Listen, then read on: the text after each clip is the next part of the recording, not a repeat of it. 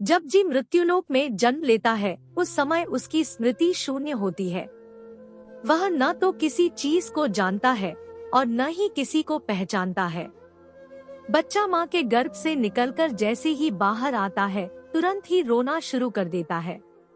वह ऐसा तकलीफ में करता है या कोई और कारण भी है जिसे हम समझ नहीं पाते। क्या आपने भी कभी सोचा है कि आखिर बच्चा जन्म लेने के तुरंत बाद रोता क्यों है? इसके पीछे का सटीक कारण क्या है? हिंदू धर्म शास्त्रों के अनुसार वैसे तो इसके पीछे एक पौराणिक कथा की मान्यता है जिसका विवरण विष्णु पुराण में मिलता है। इस्लाम में भी बच्चे रोने के अपने अलग कारण बताए गए हैं, लेकिन सच्चाई क्या है, यह एक ऐसा सवाल है जिसका सही उत्तर हम सब जानना चाहते हैं। शिशु के जन्म लेते ही रोने के कारण को विज्ञान एक सहज और आवश्यक प्रक्रिया मानता है।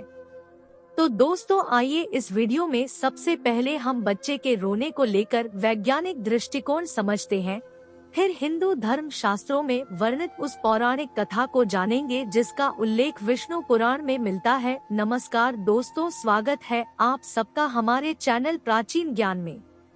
आपसे विनती है कि चैनल को सब्सक्राइब कर लीजिए और कमेंट बॉक्स में जय श्री कृष्ण लिखकर परमात्मा को अपना आभार व्यक्त कीजिए।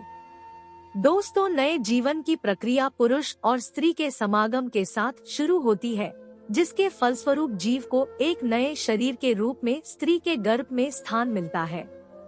जब तक बच्चा माता के गर्भ में रहता है तब तक वह सांसारिक दुनिया से अनजान होता है। माता के गर्भ में वह जीवित होता है, परंतु वह सांस नहीं लेता। उसके शरीर को खाना पीना इत्यादि माँ से जुड़ी गर्भनाल से प्राप्त होता रहता है। बच्चे के फेफड़े तो बन जाते हैं, लेकिन वह प्रयोग में नहीं रहते। बच्चा माँ के गर्भ में एक पतली झिल्ली के अंदर बंद होता है जिसमें तरल पदार्थ भरा होता है। इस तरल पदार्थ को वैज्ञानिक भाषा में एमनियोटिक लोड बोलते हैं। यही तरल पदार्थ बच्चे के मुंह, श्वास नली और फेफड़ों तक में पहुंच जाता है। लेकिन जब तक बच्चा माँ के गर्भ में रहता है तब तक इस तरल पदार्थ से बच्चे को कोई कष्ट नहीं होता, बल्कि इसी तरल पदार्थ की वजह से वह माँ के गर्भ में सुरक्षित रहता है। प्रसव की क्रिया माँ और बच्चे दोनों के लिए कष्टदायक होती है। बच्चा बहुत सक्रिय मार्ग से निकलकर दुनिया में आता है। जिस क्षण बच्चा माँ के गर्भ से बाहर निकलकर इस संसार में आता है, उसके आसपास का परिवेश बदल जाता है। अब शिशु को जीवित रहने के लिए श्वास की जरूरत होती है। शिशु के फेफड़े प्रथम बार काम करना शुरू करते हैं, लेकिन फेफड़ों में वही तरल पदार्थ पहले से ही भरा होता है, जिसे बाहर निकालना बच्चे के स्वास्थ्य के लिए बहुत जरूरी होता है। इसीलिए डॉक्टर बच्चे की डिलीवरी होते ही गर्भनाल को काट देते हैं और बच्चे को उल्टा करके उसके मुंह से इसी तरल पदार्थ को बाहर निकालते हैं। ऐसी असहज स्थिति में बच्चा प्रथम बार रोता है। रोने की प्रक्रिया के दौरान बच्चा एक गहरी सांस लेता है, जिससे हवा फेफड़े के अंदर प्रवेश करती है और फेफड़े में भरा तरल पदार्थ बाहर निकल जाता है। इसलिए बच्चे का प्रथम बार रोना बच्चे के स्वस्थ होने का संकेत होता है। अगर बच्चा स्वयं से नहीं होता तो डॉक्टर बच्चे की पीठ पर हल्के हाथ से थपकी लगाकर उसे रुलाने का प्रयास करते हैं, जिससे फेफड़ों में हवा जा सके और तरल पदार्थ बाहर आ सके। बच्चे के दिमाग को सही ढंग से काम करने के लिए एवं बच्चे के शरीर को सुचारू रूप से कार्य करने के लिए ऑक्सीजन की जरूरत होती है।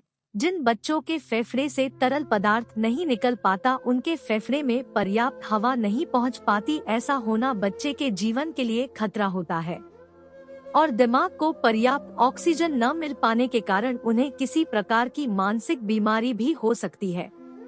तो दोस्तों, यह बातें थी विज्ञान की। आइए अब जानते हैं पैदा होते ही बच्चे के रोने को लेकर धर्म ग्रंथों में क्या लिखा है। शिशु जब प्रथम बार रोता है तो उसके रोने का स्वर कुछ इस प्रकार सुनाई देता है, जैसे वह पूछ रहा हूँ कहाँ हूँ मैं, कहाँ हूँ।